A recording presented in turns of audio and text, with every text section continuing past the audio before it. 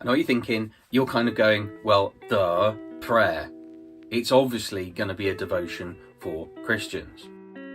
But let's couple that with a verse from 1 Thessalonians 5, where it instructs us to pray without ceasing.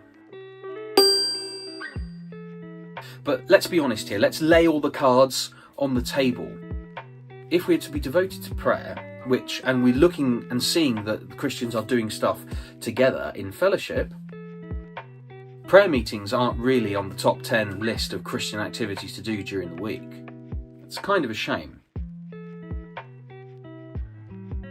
Our Western Christianity seems to be very entertainment based, i.e. if you don't like what's going on in the church because you're not getting your God fix for the week, you'll just go to another church where you will.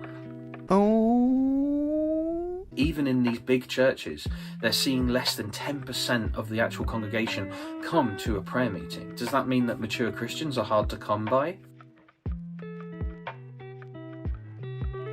Prayer is so vital to our faith, to our relationship with God, and to the worship of God. For years, in my head, when I'm praying to kind of help keep me on track, I use the Acts analogy, which is coming to God in prayer to adore Him, to confess, to thank, and to supplicate, or ask, or another way of putting it, the shopping list.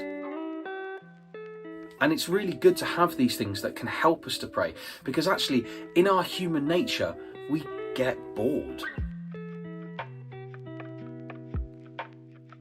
The disciples spent 3 years with Jesus hanging out with him, and during his most horrible emotional trial in the Garden of Gethsemane, they all fell asleep. Human nature, eh? See, what we would like as humans is that we'd like all that excitement that we read about in the Bible with miracles left, right and centre, and actually that's not the truth anyway, but we crave that. But God never promised that.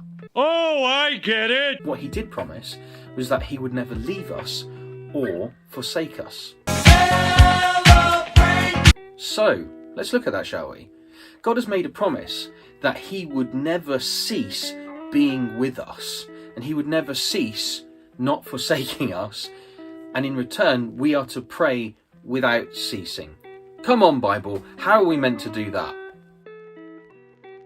Maybe we need a new idea and a new understanding of what prayer is.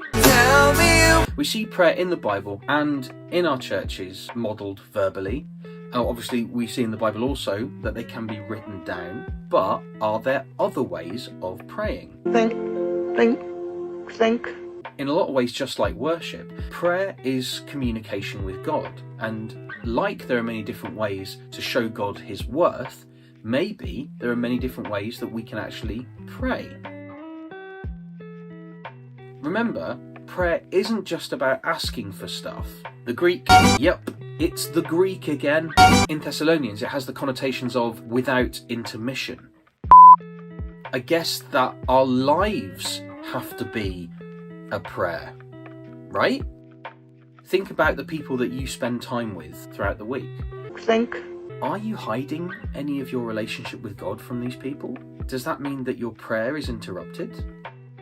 Of course we have bad days, we have slip-ups, we make mistakes, and God's grace and mercy are so much more powerful than our mistakes. Well, that's what the cross is all about anyway.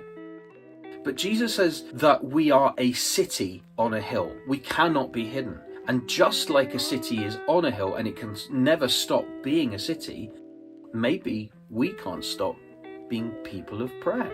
Oh, I get it! I mean, arguably, if you are trying to hide the fact that you're a Christian from other people, especially in this country, obviously there are countries where, but in this country, if you're trying to hide your Christianity from someone, I would argue that you've not really seen Jesus for who He is.